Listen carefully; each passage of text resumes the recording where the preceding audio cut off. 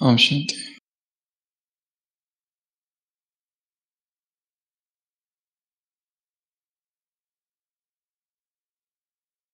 परमात्मा अवतरण से पहले ऐसे 3 योगी हैं, 3 महापुरुष, 3 बाल ब्रह्मचारी जो भारत के अध्यात्म का पैगाम विश्व में ले गए। सर्वप्रथम 1893 विवेकानंद, 1902 स्वामी रामतीर्थ पंजाब से, और तीसरे योगानंद परमहंस 1920। स्वामी रामतीर्थ जब अमेरिका में थे, जगह जगह पर उन्होंने भाषण किए, उपनिषदों पर, वेदों पर, वेदांत पर, और एक प्रमुख भाषण था साधना पर।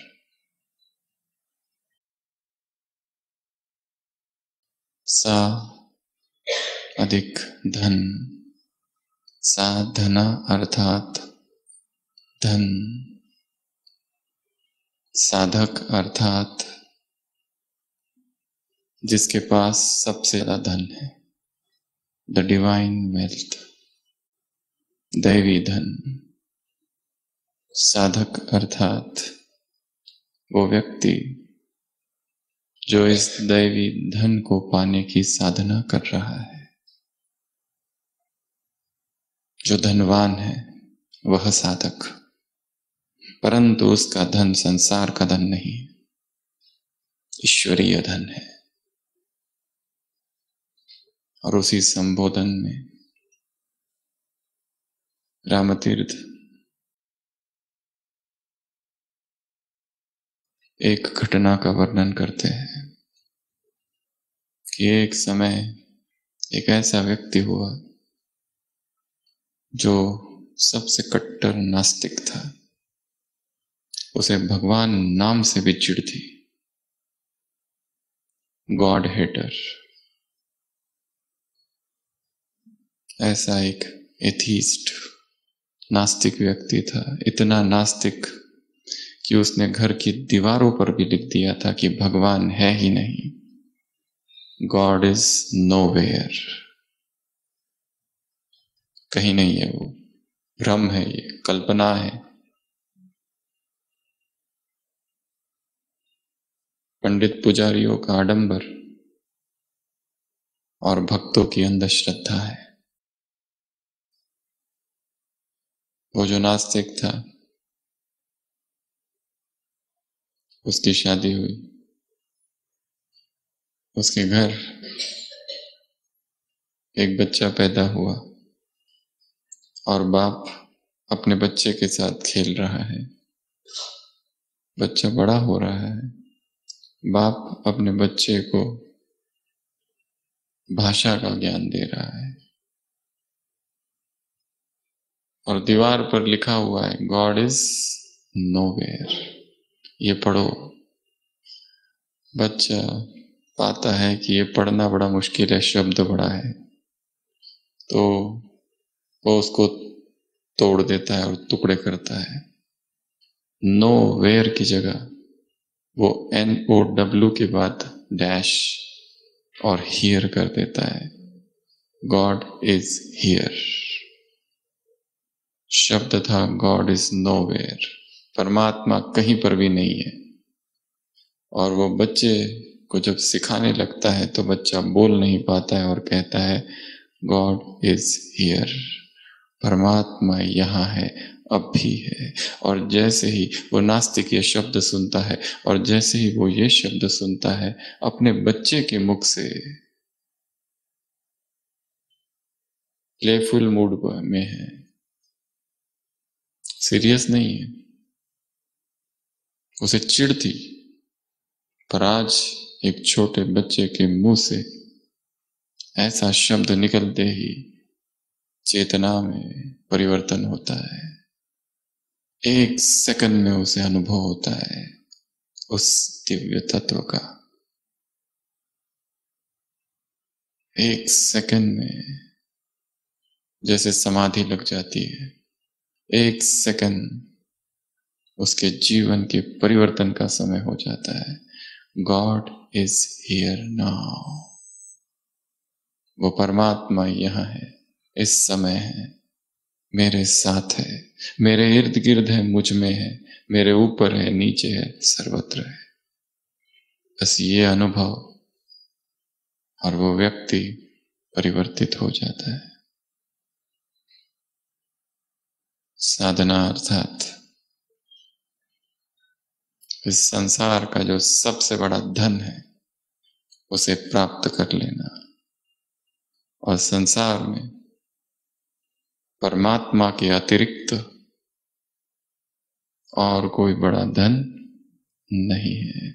जिसने इस धन को पा लिया उसने सब कुछ पा लिया। जो इसी से वंचित है उसके पास कुछ भी नहीं है।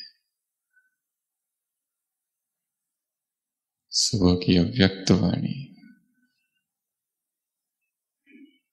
3 शब्दों के इर्द गिर्द घूम रही है: पवित्रता, साधना और सेवा। साधना की बड़ी गहरी परिभाषा दी है। साधक, बाबा बहुत कम कहते हैं कि तुम सब साधक हो, पर साधना शब्द का प्रयोग जरूर कहते हैं। भक्ति का शब्द है साधक, साधना। और साधना अर्थात शक्तिशाली याद। साधना अर्थात बाबा के कमरे में जाके योग में बैठना, ये साधना है? फिर कौन सी साधना है? शरीर, मन, बुद्धि और दिल, ये चारों ही कहाँ बैठ जाए?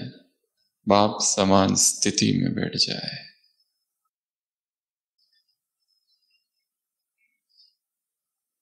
साधना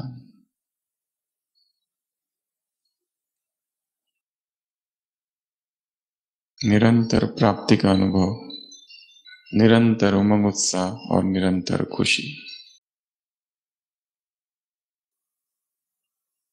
साधना किसी भी साधन पर निर्भर नहीं। साधना का फाउंडेशन साधन नहीं, कोई व्यक्ति नहीं, कोई वस्तु नहीं, परंतु फाउंडेशन क्या है? किस नींव पर साधना खड़ी है? एक बाप, एक बाप।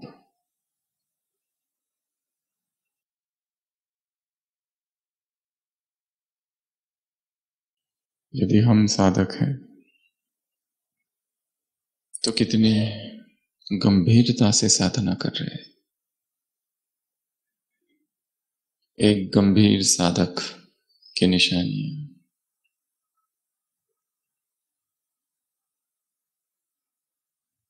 एक शब्द चित्र लिखना अपनी डायरी में कि एक गंभीर साधक कैसे होता है, क्या करता है। ये सब के लिए काम है। गंभीर साधक गंभीर साधना करता है, पर उस गंभीर साधक के लक्षण क्या है? मधुबन में आए हैं, तपोभूमि में आए हैं, यहां रह रहे हैं या यहां आए हैं, लक्ष्य एक ही है, गंभीर साधना, सीरियस तपस्या। खेलकूद के लिए केवल और केवल मनोरंजन के लिए नहीं, परंतु आत्म उद्धार के लिए, आत्म उन्नति के लिए। भारतवासियों से बाबा ने क्या कहा? खजाना मिला है, परंतु ध्यान किस बात का रखना है? खजाना मिला है, परंतु ध्यान किस बात का रखना है? चोरी, इसलिए सतत सावधान, सतत जागती ज्योत, होशियार, बी अवेयर। क्योंकि जो पाया है वो इतना अमूल्य है कि दुश्मनों की नजर उस पर है। वो इतना अमूल्य है कि संसार के पास किसी के पास नहीं। इसलिए खबरदार, सावधान, जागती ज्योत, होशियार। तो आज कौन किससे मिल रहा है? स्नेह का सागर मुरली सामने रखी हुई है।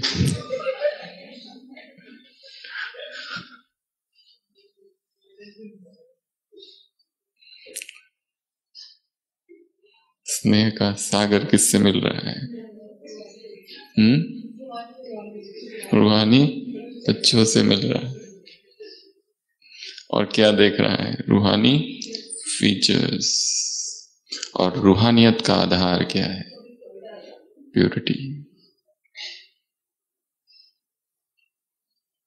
प्यूरिटी के गर्भ से सुख और शांति के बच्चे जन्म लेते हैं। प्यूरिटी नहीं तो सुख शांति भी नहीं। और यदि सुख का अनुभव नहीं हो रहा है और शांति का अनुभव नहीं हो रहा है, अर्थात प्यूरिटी की कमी है। प्यूरिटी चमक है ब्राह्मण जीवन की। प्यूरिटी आधार है रूहानियत का। और प्यूरिटी आधार है निरंतर अति इंद्रिय सुख का। और आधार है स्वीट साइलेंस का। कल्प कल्प के भाग्य भवन की ये आधारशिला। भाग्य का भवन निर्माण हो रहा है और संगम उसका आधार, पवित्रता उसका आधार।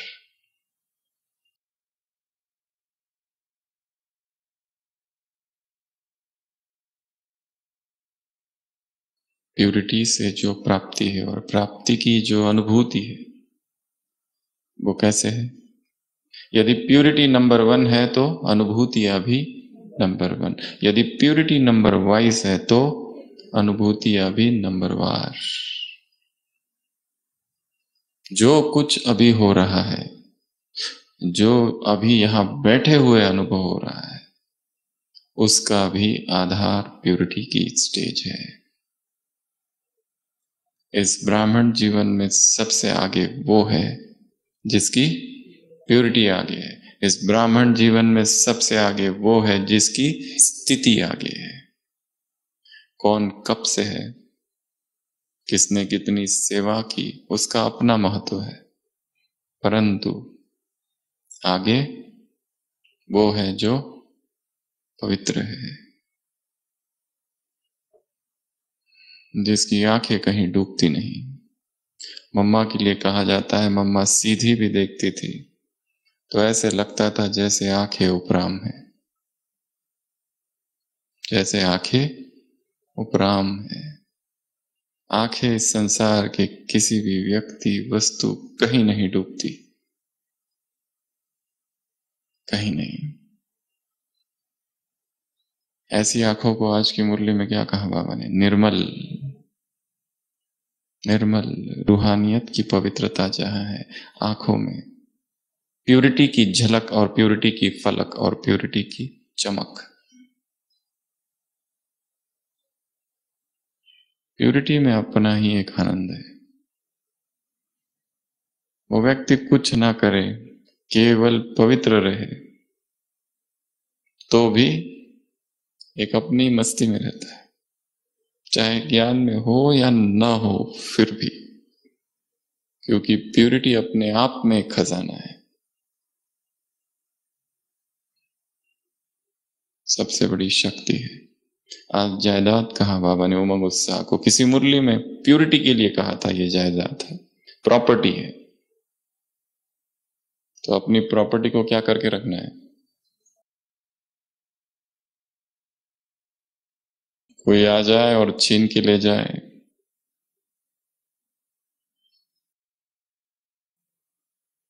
प्यूरिटी सबसे ऊंची चीज है। सारे संसार का त्याग किया जा सकता है प्यूरिटी के लिए, परंतु प्यूरिटी का त्याग इस संसार की किसी वस्तु के लिए नहीं किया जा सकता है। Everything can be sacrificed for purity, but nothing, but purity can not be sacrificed for anything. अमूल्य है।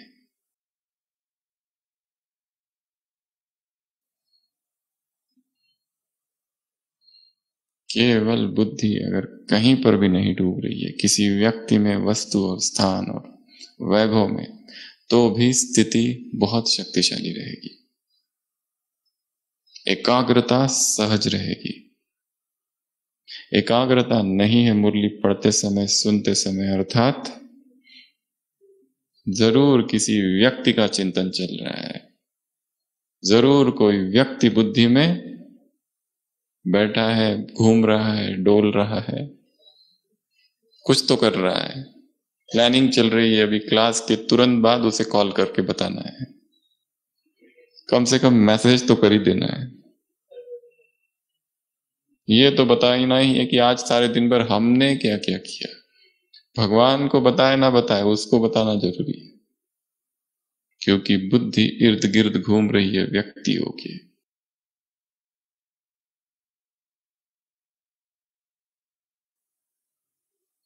और जब आत्मा आत्माओं के इर्द गिर्द घूम रही है, उसमें वो पावर नहीं रहेगी। साधना अर्थात दिल से बाप के साथ संबंध। साधना अर्थात दिल से बाप के साथ संबंध। साधना अर्थात शक्तिशाली याद।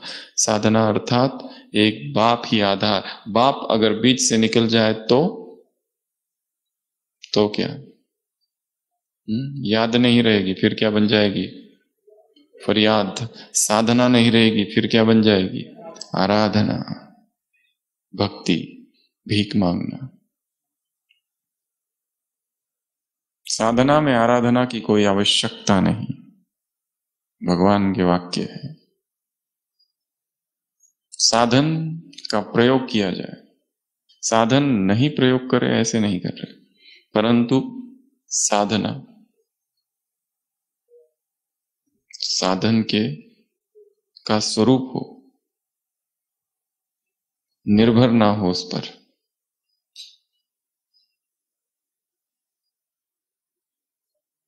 एक व्यक्ति होता है जिसके पास एक बहुत प्यारा सा कुत्ता होता है, और वो उस कुत्ते से बहुत प्यार करता है, और कुत्ता बहुत प्यारा है, और एक दिन कुत्ते की अचानक मृत्यु हो जाती है, और व्यक्ति इतना दुखी हो जाता है, बहुत ज्यादा दुखी।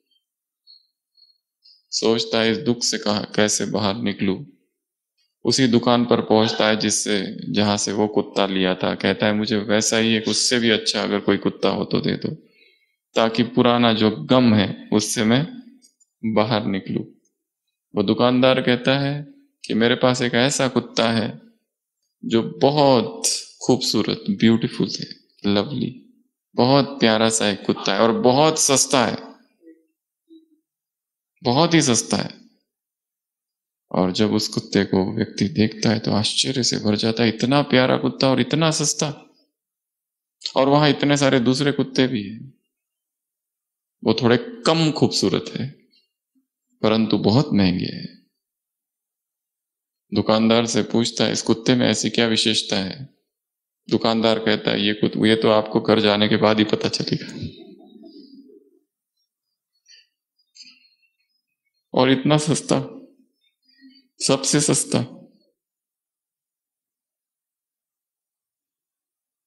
वो व्यक्ति उस कुत्ते को लेकर घर जाता है।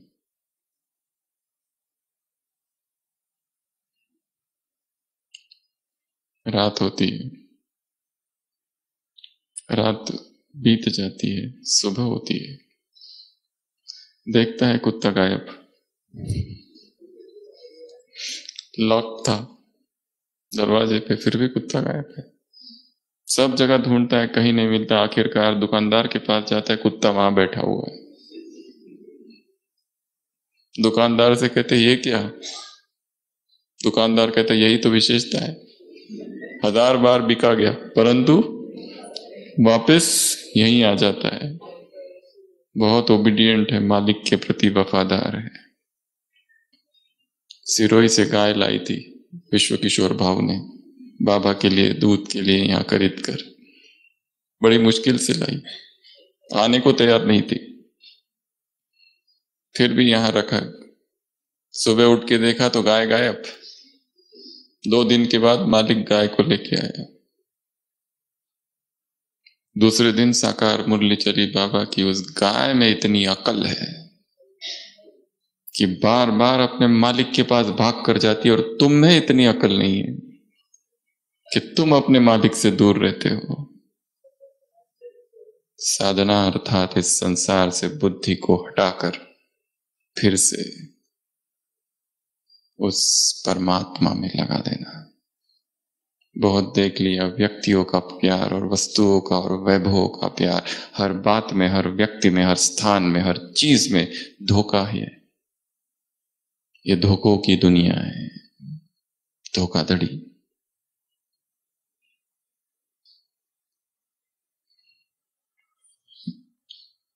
कहीं पर नहीं अटकना। अगर अटक भी गए तो ज्यादा समय नहीं, देखकर, धोखा खाकर, दुखी होकर, पश्चाताप करके वापस लौट जाना। वापस ये नहीं सोचना इससे धोखा मिला है तो चलो कोई दूसरा ढूंढू, शायद उससे ना मिले, उससे भी मिल गया तो शायद तीसरा कोई होगा। वैराग अर्थात किसी एक स्त्री से वैराग नहीं, सभी स्त्रियों से वैराग। वैराग अर्थात किसी एक पुरुष से वैराग नहीं, सभी पुरुषों से वैराग। वैराग अर्थात कोई एक व्यक्ति नहीं, सबसे, देह सहित देह की ये दुनिया, सभी से एक में स्थिर हो जाना, यही साधना है। दूसरों की याद अर्थात बुद्धि का भटकना, फिर वो कोई भी हो और कितना भी अच्छा हो, चाहे हम उससे ज्ञान की ही क्यों ना चर्चा करते हैं रोज, उसमें भी मोह हो जाता है। कुछ भी करो बुद्धि अटकती है। इस परिवार में भी रहते हुए भी यह साधना अकेले की है। साधना अर्थात अकेले हो जाना। तो सबसे पहली बात मुरली में प्यूरिटी की। तो तपोभूमि में आए हैं। जब संसार के लोग तीर्थ स्थान पर जाते हैं तो वहां जाके क्या करते हैं? कोई ना कोई चीज छोड़ते हैं और कुछ ना कुछ प्रतिज्ञा करके जाते हैं, क्योंकि तीर्थ स्थानों में की हुई प्रतिज्ञाओं में बल होता है। आज भी बाबा ने कहा मधुबन अर्थात मधुबन निवासी अर्थात गोल्डन चांसलर। चांस मिला है, अवसर मिला है यहां आने का, यहां रुकने का, यहां के वाइब्रेशंस को फील करने का, उसी कालखंड में प्रवेश कर जाना। जब यज्ञ यहां आया था, कैसी तपस्या, कैसी लगन, कैसी आग, कैसा वैराग। संसार खो चुका था, कुछ नहीं चाहिए, वही धधकती ज्वाला फिर से प्रकट करना हृदय में।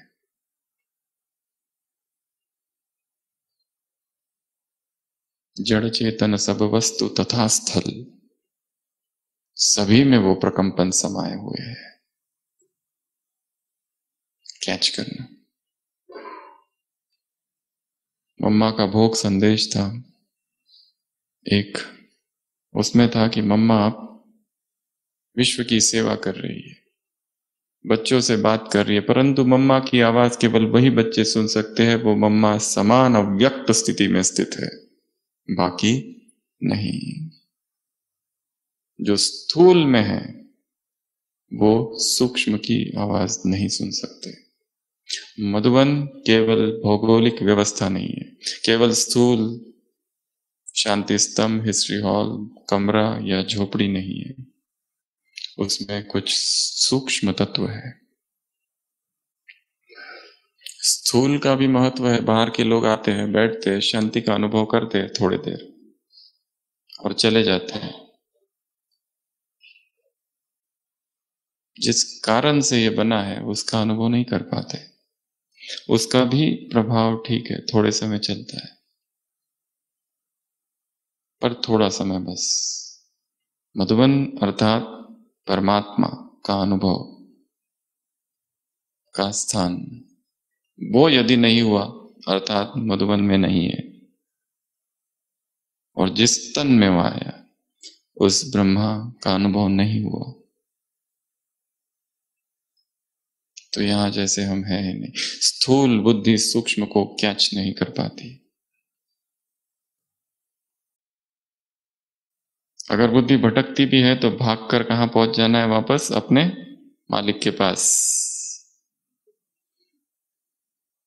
खरीद खरीद के लोग ले जाते हैं,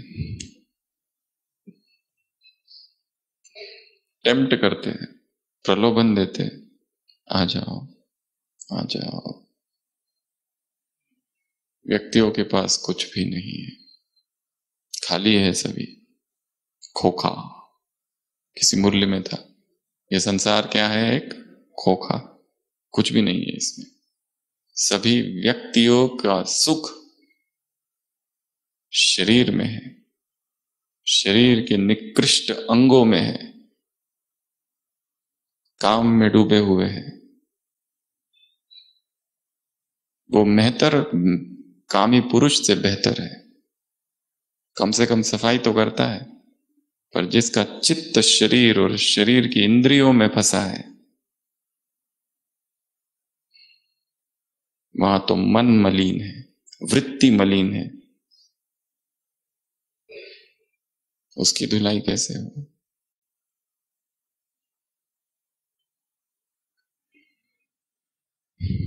प्यूरिटी सर्वोच्च साधना है। अपने आप में ही उसका कोई परिणाम नहीं, अपने आप में ही वो परिणाम है। उसका कोई रिजल्ट नहीं, अपने आप में ही वो परिणाम रिजल्ट है, अपने आप में ही वो फल है, फ्रूट है। ये धारण करो तो क्या होगा, ये प्रश्न ही नहीं है। इस मार्ग से जाऊं तो क्या मिलेगा, ये प्रश्न नहीं है। मार्ग ही मंजिल है। प्यूरिटी में वो पावर है। थोड़ा भी कोई प्यूरिटी का पालन कर लेता है, कुछ घंटों के लिए, एक रात के लिए, एक दिन के लिए, अचानक पाएगा कि मन बुद्धि अपने आप संसार से परे उस परमात्मा की ओर जा रही है। और बाकी सब कुछ करो और प्यूरिटी में ही कमजोर है, और ब्रह्मचर्य ही बार बार खंडन और भंग होता है, तो कितनी भी साधना करो, कहीं पर भी बैठो और घंटों बैठ जाओ, फिर भी उस निराकार का अनुभव नहीं। क्योंकि फर्स्ट क्राइटेरिया ही क्या है? प्यूरिटी। और प्यूरिटी का प्रिंसिपल, प्यूरिटी का सिद्धांत तब तब भंग होता है जब बुद्धि किसी व्यक्ति के इर्द गिर्द घूमती है और व्यक्ति को अपना प्रेमी, अपना साथी, अपना सहयोगी, अपना मददगार बनाती है।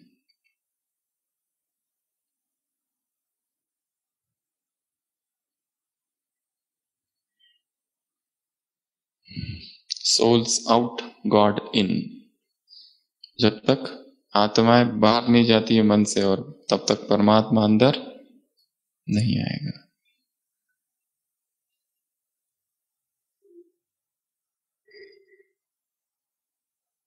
तो प्यूरिटी फाउंडेशन है किसका? तीन चीजें बताई। अतीन्द्रिय सुख, स्वीट साइलेंस, और तीसरा ब्राह्मण जीवन। चमक है ब्राह्मण जीवन की, रूहानियत का फाउंडेशन है। प्यूरिटी गई, रूहानियत गई। जो फोर्स है, जो चमक है, जो कॉन्फिडेंस है, वो रिप्लेस हो जाएगा गिल्ट कॉन्शियसनेस से, अपराध भाव। एक अपराधी चित्त कभी भी पुरुषार्थ नहीं कर सकता। इसलिए जो कुछ हुआ, जो कुछ हो गया, फुल स्टॉप। बाबा ने कहा ना, प्यूरिटी है तो क्या होगा? नवीनता होगी, हर संकल्प, हर घड़ी उमंग उत्साह होगा। तो प्यूरिटी, साधना, और तीसरी बात आज की मुरली से, कितने प्रकार की सेवा है और कितने प्रकार के खाते हैं? 4 प्रकार की सेवाएं और 3 या 6? 6। सबसे पहली सेवा स्व, दूसरी सेवा विश्व, विश्व सेवा करते करते स्व सेवा छूट ना जाए। स्व विश्व से अधिक महत्वपूर्ण है। स्व नहीं होगा तो विश्व भी नहीं होगा। इसलिए स्वार्थी भव, स्व की सेवा जो की जाती है, स्व के स्वार्थ के लिए जो किया जाता है, स्व की जो साधना है, उसे कहा जाता है स्वार्थ। ये रियल अर्थ है उसका, खालिस प्योर अर्थ। पर शब्द बाद में गलत हाथों में पड़ गया, इसके लिए नेगेटिव बन गया। नहीं तो स्वार्थ बड़ा ही पॉजिटिव शब्द है। स्व के लिए जो पुरुषार्थ किया जाता है, आत्मान मोक्षार्थम शरीर जगत तृतीयाय च, आत्मा के मुक्ति के लिए और संसार के कल्याण के लिए। तो पहला स्व, दूसरा विश्व, तीसरा मनसा, मन से, और चौथा यज्ञ। तो ये 4 सेवाएं, और साथ साथ खाते हैं। कौन कौन से? तन मन धन और मनसा वाचा कर्मणा। हर एक खाते के मार्क्स कितने हैं? 100। तो सबसे पहले तन की सेवा। शरीर के केवल 2 ही काम हैं संगम पर। कौन कौन से? सेवा और तपस्या। बस, ये शरीर भोग विलास के लिए नहीं है। जन्म जन्म भोग विलास में उसे डुबो के रखा है। अब उसका प्रयोग करना है। किस लिए? साधना के लिए। स्वस्थ रहे, निरोग रहे, दर्द रहित रहे, ऊर्जा से भरा रहे, स्फूर्ति से भरा रहे, कोई थकान ना हो, कोई बोर्डम नहीं। लास्ट संडे भी कहा था, आज भी कहा। कभी ऊपर जाते, कभी नीचे जाते, कभी बीच में रहते, हिलते रहते। और हिलने से क्या होता है? बड़ी पावरफुल पॉइंट है। ट्रेन का उदाहरण, ट्रेन से आने के बाद में फ्रेश लगता है क्या? ऐसा लगता है कुछ किया ट्रेन में? कुछ भी नहीं, फिर भी थकान। क्यों? क्योंकि हिलते हैं। तो जो चीज हिलती रहती है वो थकाती है।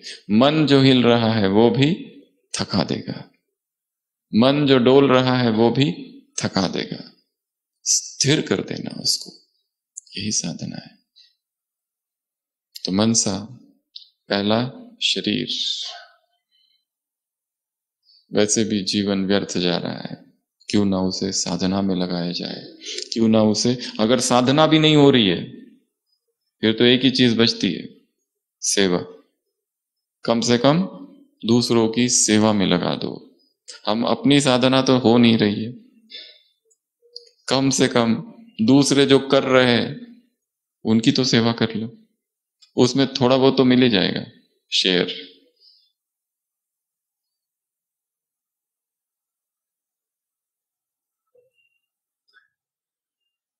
शरीर से विकर्म ना हो, हमारे शरीर की वजह से किसी और के शरीर को दुख ना हो, ये ब्रह्मचर्य है। हमारे शरीर से किसी और का शरीर, ब्रह्मचर्य साधना के प्रति रुकावट ना बने। इसलिए शरीर को ऐसे रखना है जो कोई भी इसकी तरफ आकर्षित ना हो जाए।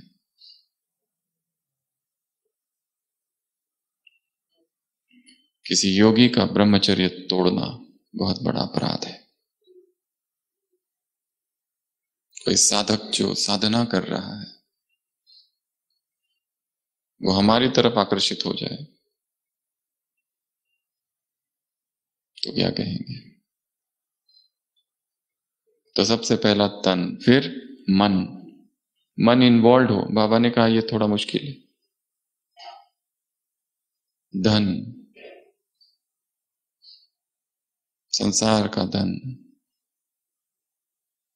यज्ञ में लग जाए, ईश्वरीय सेवाओं में लग जाए, विश्व कल्याण में लग जाए, बहुत बड़ा पुण्य जमा होगा।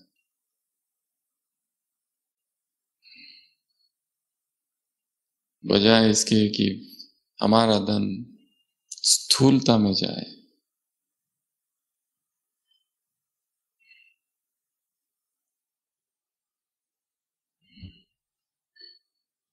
बीमारियों में लोग कितना खर्च करते हैं,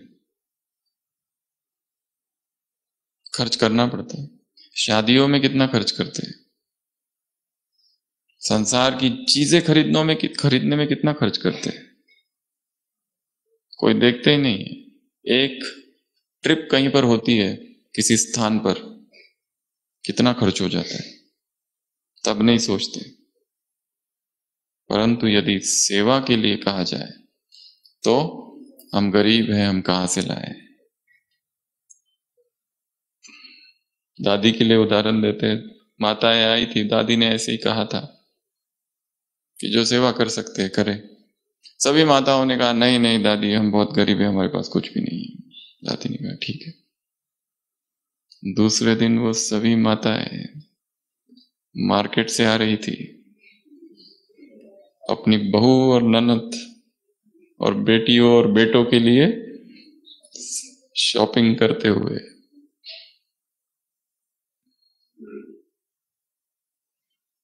जहां धन है वहां पर मन है, जहां हमारा धन होगा वहां हमारा मन होगा। तन मन धन। और जो यहां रहते हैं, जिन्होंने अपने जीवन को समर्पित कर दिया है, उनके लिए क्या कहा बाबा ने? इकोनॉमी करे तो फिर जमा है, परंतु इकोनॉमी न करे तो फिर घाटा है। और दूसरे के धन को सफल करना, यह है धन की सेवा। दूसरों ने धन दिया और उसने हमें उसको हमने अपनी सुख सुविधाओं के लिए यूज किया, वो भी क्या हो गया फिर? एक बोझ। जो आ रहा है उसे, जहां से आ रहा है एक तरफ से आने दो, एक तरफ से जाने दो, कुछ भी नहीं रखो, आते रहेगा। रखा तो आना बंद। लक्ष्मी चंचल है, एक स्थान पर रुकना उसे बिल्कुल भी पसंद नहीं है। तन मन धन, उसके बाद में मनसा वाचा और कर्मणा। मनसा की सेवा वाचा के साथ होते रहे। वाचा के लिए क्या कहा बाबा ने? बड़ी तारीफ की है, न्यू ब्लड। भाषण कैसा करते हैं? धुआंधार, बाप से भी अच्छा, दादियों से भी अच्छा। बाबा ने उसके लिए भी कहा ठीक है, अच्छी बात है, खुश है बाबा, उसके लिए भी खुश है, कुछ तो कर रहे हैं।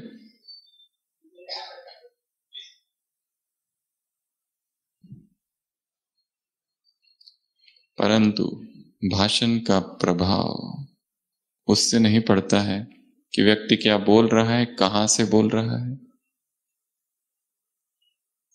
भाषण का प्रभाव उससे नहीं पड़ता है कि उसका व्याकरण कितना अच्छा है, उसकी शैली कितनी अच्छी है, उसकी भाषा कितनी अलंकारी है। तालियां तो बज जाएगी, बहुत अच्छा बहुत अच्छा बहुत अच्छा। हॉल के बाहर जाके जैसे थे, जैसे प्रवचन में भागवत कथा होती है, राम कथा होती है, उठते हैं तो क्या करते हैं? कपड़े झाड़ते हैं ना, नीचे बैठते थे। साथ साथ जो सुना है ज्ञान वो भी झाड़ देते हैं। भाषण का प्रभाव वक्ता की स्थिति से पड़ता है।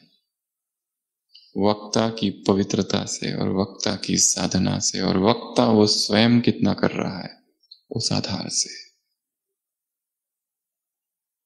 नहीं तो केवल कनरस, बहुत अच्छा बहुत अच्छा बहुत अच्छा। संसार में मोटिवेशनल स्पीकर्स की तो बाढ़ है, कमी नहीं है, इतने सारे इतने सारे इतने सारे, फिर भी संसार का उद्धार तो हो नहीं रहा है।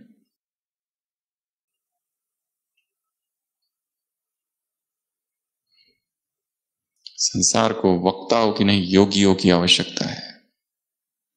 Not speakers but yogis.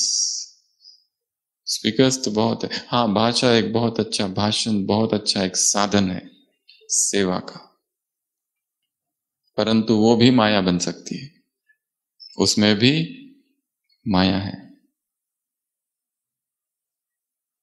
और इस यज्ञ के इतिहास में अलग अलग प्रकार के भाषण हैं।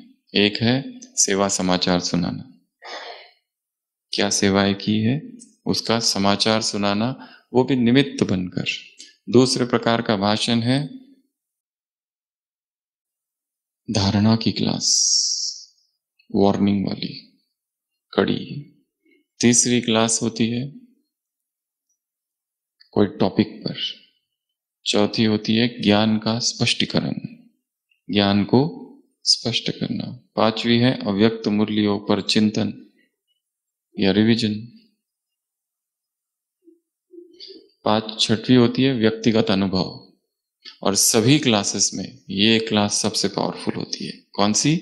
जब व्यक्ति अपना अनुभव सुनाता है कि किस तरह मैं भगवान तक पहुंचा, और भगवान के आने के बाद, के पास आने के बाद कैसे कदम कदम पर उसने मेरी मदद की। क्योंकि ये जो क्लास होगा, ये जो भाषण होगा, वो वक्ता का व्यक्तिगत होगा, उसके जैसा और किसी का भी नहीं हो सकता, और उसमें सच्चाई होगी। बाकी सभी भाषण यहाँ वहां से चुराए हुए हो सकते हैं, बाकी सभी भाषण यहाँ वहां से लिए हुए हो सकते हैं, बाकी सभी भाषण रटे रटाए हो सकते हैं, उसमें बहुत बड़ी बात नहीं है।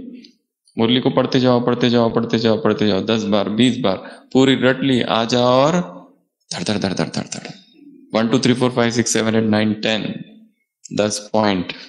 अब बताओ क्या थे? सुनने वाले सोच रहे बाप रे, हमारा कब होगा?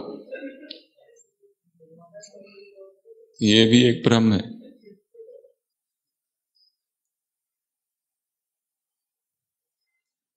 एक है वो सुनाना जिसके हम स्वरूप है, एक है वो हम स्वरूप है ही नहीं और सुना रहे बस केवल सुनाने के लिए, उसका कोई प्रभाव नहीं पड़ेगा। जो वैराग जी रहा है उसी के वैराग का प्रभाव होगा, अगर वो वैराग पर बोले तो। कोई 1 घंटा बोलता है धुआंधार, सब तालियां बजती है, दूसरा व्यक्ति आता है, उसे बोलना नहीं आता, हिंदी भी नहीं आती है, टूटे फूटे शब्द बोलता है, परंतु 10 ही मिनट बोलता है, पर ऐसी बात बोल देता है जो उसके जीवन का अनुभव है, और उसके शब्द आर पार घुस जाते हैं। क्यों? क्यों? सच्चाई।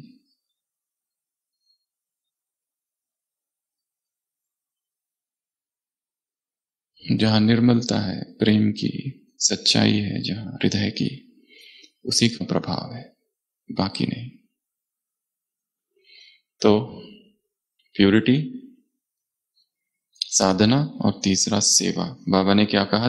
तीनों ही सेवा एक साथ हो, मनसा वाचा कर्मणा, तन मन धन, केवल एक नहीं, एक खाते खाली नहीं रह जाए, तीनों ही खाता एक साथ, तो क्या होगा? ब्लेसिंग मिलेगी। किसकी? बाप की ब्लेसिंग। और ये ब्लेसिंग से क्या होगा? उमंग उत्साह, इसका अटेंशन, तो सेवा। ये 3 बातें। मधुबन निवासियों से मुलाकात, क्या कहा? कौन हो? Golden chancellor. कौन हो? नंबर 1 सेवा करने वाले। कौन हो? 3 सर्टिफिकेट लेने वाले। कौन से 3 सर्टिफिकेट? With verification. वो एक जोड़ दिया, वेरीफाई करो। वो कठिन काम है थोड़ा। खुद को तो हमने दे दिया सर्टिफिकेट, खुद खुद को सर्टिफिकेट। एक बाप की तरफ से भी हामी अपने आप को दे दिया कि मैं बहुत खुश हूं तुमसे। और तीसरा है ये कोई देने को तैयार नहीं है। सबने कसम खा ली है, तुम जो करना है करो, तुमको सर्टिफिकेट हम नहीं देंगे। अब इनको इनको राजी करना है, ये सबसे बड़ा काम है, सबसे बड़ा पुरुषार्थ। स्वपसंद, प्रभु पसंद और परिवार पसंद, और इसका क्या वेरिफिकेशन। प्योरिटी के लिए कहा ना बाबा ने, दिल के दर्पण में देखो, यहां पर भी कहा चेक करो। चेक क्या किया जाए? एक एक को पकड़ पकड़ के खुश किया जाए, या पकड़ के उसकी तारीफ किया जाए, आरती पूजा की जाए कि तुम बहुत अच्छे हो, तुम योगी हो, तुम तपस्वी हो, तुम कुमार हो, तुम ये हो, तुम वो हो, कुछ चाहिए तो बोलो। क्या पर सर्टिफिकेट दे दो बस। वो सारा कुछ करता है पर सर्टिफिकेट नहीं देता बस। जैसे बाबा ने साक्षात्कार की चाबी रख दी है अपने पास, वैसे तुम्हारे साथ सब कुछ करेंगे, खाना खाएंगे, घूमेंगे फिरेंगे, जो चाहिए, परंतु सर्टिफिकेट नहीं देंगे बस। अब क्या करें? क्या खुशामद करें, चापलूसी करे, बटरिंग करे, कि पीछे पड़ जाए हाथ धोकर उसके, रोज गिफ्ट लेके पहुंच जाए, गुड मॉर्निंग मैसेज करे क्या? बाबा ने कहा बीज को पकड़ लो बस, बीज से योग लगा लो, पत्तों से सहयोग अपने आप मिलेगा। एक एक पत्ते को खुश करना नहीं है, एक एक पत्ते को पीछे पड़ना नहीं है, एक एक पत्ते के क्या करना है? बीज को पकड़ लो बस। ये सृष्टि वृक्ष है, इसका बीज परमात्मा है, चैतन्य बीज। उससे जो जितना निकट है, अपने आप सारे पत्ते सहयोगी बन जाएंगे। डिपार्टमेंट निर्विघ्न है, स्वयं भी निर्विघ्न हो, पूछा है बाबा ने। एक एक को पकड़ के खुश नहीं करना है डिपार्टमेंट के, क्या करना है? बीज को पकड़ लेना। कितनी अच्छी बात बोल दी। भारतवासियों से मुलाकात, क्या कहा? बहुत भाग्यशाली हो, खजाना मिला है तुमको। संगम युग अर्थात खुशी का युग, प्राप्ति ही प्राप्ति, प्राप्ति में प्राप्ति। तो खजाना चोरी ना करे बस माया, इतना ध्यान रखना। उसके लिए क्या? जागती ज्योत। उसके लिए क्या? अलर्ट। उसके लिए सावधान। उसके लिए होशियार। अटेंशन, अटेंशन का भी टेंशन ना हो जाए, पर नेचुरल, निरंतर, सहज अटेंशन। ऐसी अवस्था कि ध्यान है चलते फिरते कि कौन सा समय चालू है। इसलिए ये बीच बीच में याद करना है, 2 मिनट योग से पहले, कि मैं कहां बैठा हूं? मधुबन में। स्थान कौन सा है? मधुबन। समय कौन सा चल रहा है? संगम युग। कितना बजा हुआ है? 9:20, 25, 9:25। समय, स्थान और मैं कौन हूं। और चौथा, ये सब कौन है आसपास। कहीं कभी भी योग में बैठने से पहले ये 3-4 प्रश्नों के साथ बैठना है। मैं कौन हूं, समय कौन सा है, स्थान कौन सा है, और ये जो बैठे हुए हैं ये सब कौन है? परमात्मा परिवार, प्रभु परिवार। और फिर योग की शुरुआत। थोड़ा अलर्टनेस आ जाएगी इससे। जो बीज के संस्कार है हमारे, वो जागृत हो जाएंगे अपने आप। एक व्यक्ति था, न्यूयॉर्क में एक नेशनल पार्क है, येलोस्टोन नेशनल पार्क। माँ बाप ने जैसे ही बच्चा जन्म हुआ फेंक दिया उसको ऑर्फन, कचरे के डिब्बे में। वो वहीं पला बड़ा, कुत्तों, वहां जो कुत्ते थे बस उन्होंने उसको पाला, ऐसा कहा जाता है, बहुत पहले की बात है। वो उन्हीं कुत्तों के साथ रहता था, जैसे वो मोगली जानवरों के साथ, उन्होंने ही पाला उसको। एक फिर बाद में किसी ने देखा, अरे ये कुत्तों के साथ है, उसको वहां से उठाया, अनाथ आश्रम में डाला, उसको पढ़ाया लिखाया, बाद में वो स्कूल गया, पढ़ाई की उसने, और उसकी एक आदत नहीं छूटी। जब भी कोई गाड़ी या कार या जाती थी उसका पीछा करता था, और एक दिन उसी में मर गया, बस का पीछा करते करते। कहां से वो आदत बनी? संग। कुत्तों की आदत होती है ना, कोई भी गाड़ी जाती है तो क्या करता है? भाग भाग के जाता है, पीछे पीछे पीछे भौंकते हुए।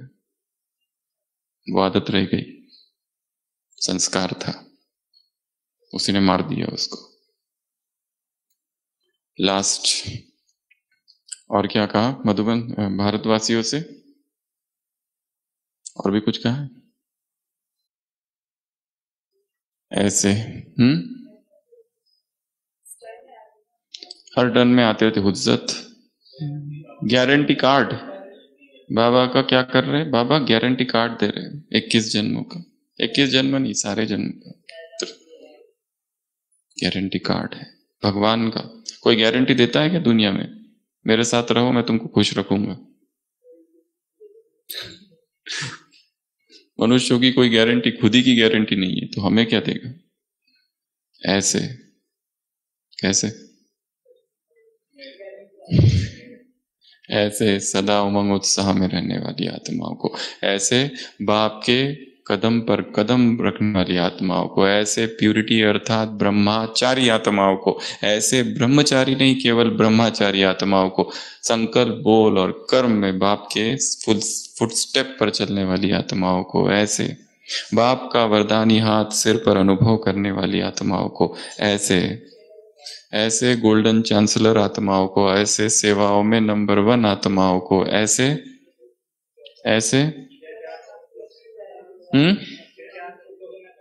हाँ, कितने जितना साल ज्ञान में हो गया उतना उमंग उत्साह बढ़ना चाहिए। 10 साल हो गया तो 10 गुना उमंग उत्साह होना चाहिए। तो उमंग उत्साह बढ़ते रहने वाली आत्माओं को, ऐसे ब्रह्मा माँ के अति दुलारे आत्माओं को, ऐसे जागती ज्योत होशियार और अलर्ट सावधान आत्माओं को, ऐसे खजानों को समाने वाले, खजानों को चोरी ना होने देने वाली आत्माओं को, ऐसे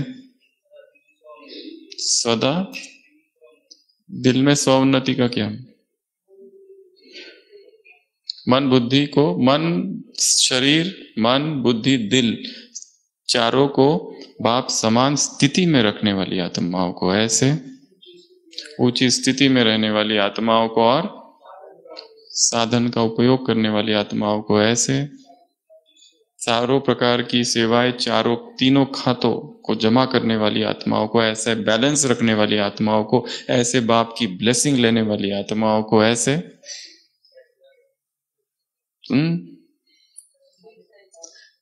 ऐसे संसार से छूटकर वापस मालिक के पास भागने वाली आत्माओं को ऐसे प्यूरिटी को जीवन का आधार बनाने वाली आत्माओं को, ऐसी रूहानियत की प्यूरिटी वाली आत्माओं को, ऐसी रूहानियत प्यूरिटी के रूहानियत के नयन वाली आत्माओं को, ऐसे निर्मल नयन वाली आत्माओं को, ऐसे अतीन्द्रिय सुख का अनुभव करने वाली स्वीट साइलेंस में रहने वाली आत्माओं को, ऐसे नंबर 1 आत्माओं को बाप दादा का याद प्यार, गुड नाइट और नमस्ते। रूहानी बच्चों की रूहानी बाप दादा को याद प्यार, गुड नाइट और नमस्ते। ओम शांति।